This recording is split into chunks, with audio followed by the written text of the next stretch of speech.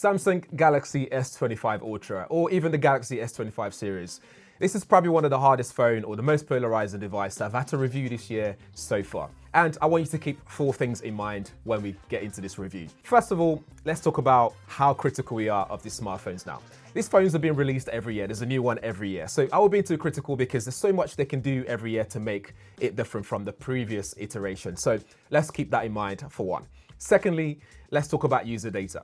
There's no doubt people at Samsung have enough user data to tell you what people use and what people don't use. So why should they give you more of what we don't use because of the small people that are using it versus giving us more of what we use where there's loads of people that actually enjoy using those features. Next, we talk about the hardware in terms of changes. They haven't changed much on this device. We'll go through that as well.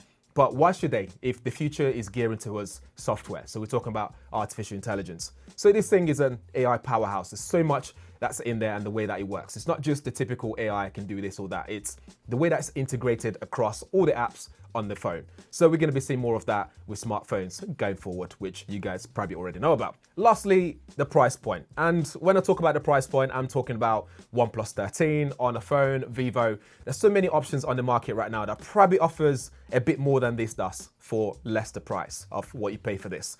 But should we care too much about that? Of course, it's your money. You have to spend it. So we have to combine all these things together before we go into this review. So keep all those things in mind. Let's talk about the design. They haven't changed much to do with the S25 Ultra in particular. When we look at it, it's very similar in looks. In fact, let me take the casing off this one so we can get a closer look at what it looks like. I actually really like this official S25 Ultra case. It's really nice. It's got this faux leather sort of design. It's nice and light. It's slim. It's a good looking case, but I digress. Back to the smartphone itself. So we look at the phone.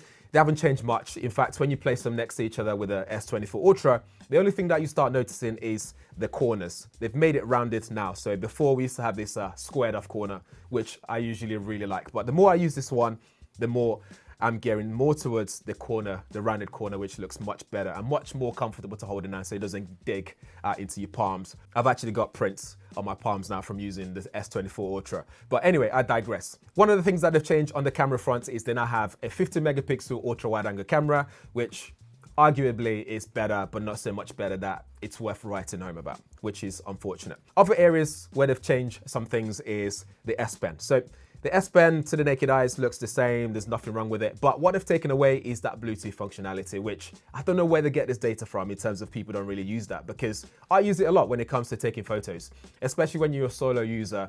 You want something where you can just plant your phone somewhere, use this as your shutter. I know you can use other things like palm gestures and stuff like that to take pictures, but there's something about using the S Pen, which means you don't have to worry about if I got the right shot or anything. You just have to press it discreetly and you still get your photos and off you go. So that's some of the changes that they've made to the device itself. So in terms of the hardware and the way that it looks, not much has changed really. And then everything else that we love about the S24 or the S series is still really there. Bright display, fast charge, not fast enough because you do get, again, from other devices, faster charges. So with this one, you're looking at 45 watts wired and 15 watt wireless charging.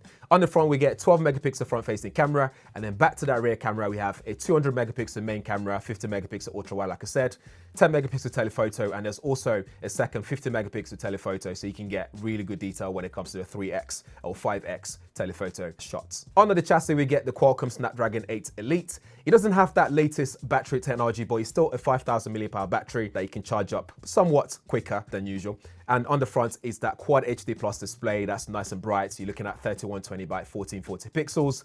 You don't out of the box get that full resolution of the Quad HD Plus display. So you have to go into settings and bump it up if you really want to do that, which means it will affect your battery life. As for the software, it's running the latest Android 15 and One UI 7, which is one of the great things about this device. The software is so nice and fluid. There's nothing wrong with it. It just works really well. There's so much you can do and it just runs so smoothly. There's no issues at all. And I've never had any hiccups using the phone at all, which is great. In terms of storage, you're looking at up to 1 terabyte storage. There's no micro SD card expansion. It hasn't been the case for a long period of time, so we can't really complain about that anymore. Where this really shines though is when it comes to the AI features. There's so much going on here. For example, you can do generative AI when it comes to photography, so you can take pictures of stuff, remove things, and regenerate stuff. What's really good about that though is I demoed this thing which I put on my Instagram not too long ago, where I covered my face just a little bit, and from that, I was able to still generate the rest of my face, even though my hand was pretty much covering my face. And it's very close to what I actually look like. I think that's incredible. You can also do things like do cartoon pictures, place one picture to another picture by just using text. So you can generate image by just using text prompts. Again, fantastic stuff. Are we going to use this on a day-to-day basis? I don't know. These aren't stuff that I use on a day-to-day basis. The kind of stuff that I use though is things like the little pill that you see on the front here. So you can use that to control music. You can use that for your timer. So if I'm in the kitchen cooking, I don't have to fully unlock my phone to operate stuff. One of the things that they offer now is something called Now Brief, which means it gives you daily briefings from the morning, the afternoon, and before you go to bed as well. In theory, it's meant to work really well. So if you imagine in the morning, it tells you what you need to know. So what's on your calendar, things that you need to do for the day. In the afternoon, updates you again to let you know, maybe there's a birthday coming up and you have forgotten to buy a birthday present. It triggers you again to basically go buy that present. And then in the evening, it tells you how your day went and stuff that you need to prepare for the next day. That's in theory. But in reality, it doesn't really do that for me. So Samsung says this will learn more about you the more you use it. So it's all about using it more and more to be able to learn about your day, about your usage and stuff like that. So for me, it doesn't really learn much, and it doesn't integrate with some of the calendar app that I use. So this works with the built-in Samsung calendar, but I use Time Tree, so it doesn't integrate with that. So for me, it doesn't really give me much in terms of the briefing. Sometimes I've already taken a flight somewhere, and for the whole day, it will come up saying about your flight. And I'm thinking, well, I've already taken that flight, so that should be updated by now. So these are some of the issues that I have when it comes to this AI feature. So it's still not quite there yet, but all the bits that is meant to do could be better. So stuff like the Now Brief should be much better for me. What I really like though is this has now got Google Gemini integrated, baked in. So that way I can do stuff like say, find me the nearest restaurant next to me and book a table and then add it to my calendar. It will do just that for you. And that's where we're going. That's the future of this software and AI use. That's the sort of stuff that I want to see more of. Less of those generative AI stuff. I want to see more day-to-day usage where it allows me to integrate it with my lifestyle so I can do just that.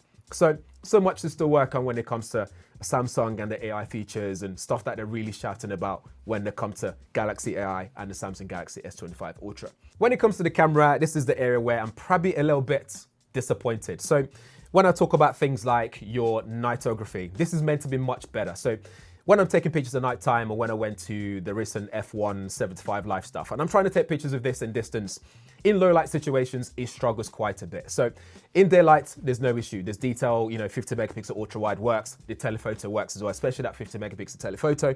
But when it comes to the low light situations, I'm a bit disappointed because the detail that I get are not quite there. It's not what I was getting on my Pixel 9 Pro XL. I was getting much more detail when it comes to that camera. So that needs work as well. I don't know if that's software level or the hardware. I think that's something that Samsung could tweak over time and make it a lot better than that. But otherwise, I think the camera works really well. There's also a new log feature, which means for content creator, you can shoot stuff in log format, take it to your editing suite, and then apply your LUT or color grade it as you wish to do so. So at Rec 709, whatever you want to do, you can do just that. I think that's amazing.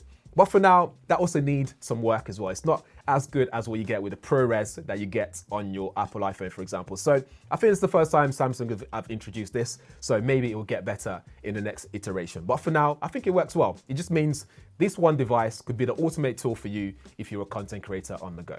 As far as battery life goes, when I first got this, I was a bit disappointed, but the phone learned more and more about my usage and the battery life got better and better. So now I get just about a day use out of it, depending on my usage. So if I was doing a lot of social media, emails, phone calls, etc., it lasts me just about a day before I need to charge it before I go to bed. On days where I'm using it a bit more, it barely lasts a day. It drains quite quickly. So battery life, not consistent, but it's a big battery and it should do much better than that. So I think overall, this is not a device that you get if you're coming from the S24 Ultra. But if you're looking for a flagship device that's premium, has a really good software in terms of how fluid it is, how well it works, this is a really good option. It's got good camera as well, most of the time. AI features can get better and better. But I think this is still testing the waters for Samsung when it comes to software. I think they're gearing towards a future where it's all about the software, it's all about the AI, and this is probably a step in the right direction, and it's just gonna get better and better. But over to you, let me know what you think. Are you upgrading? Have you upgraded already? What's your experience like so far with this device? If you're coming from other devices like the Pixel 9 Pro XL, how does it compare for you? Let me know in the comments below, let's discuss. Thanks for watching. See you in the next one.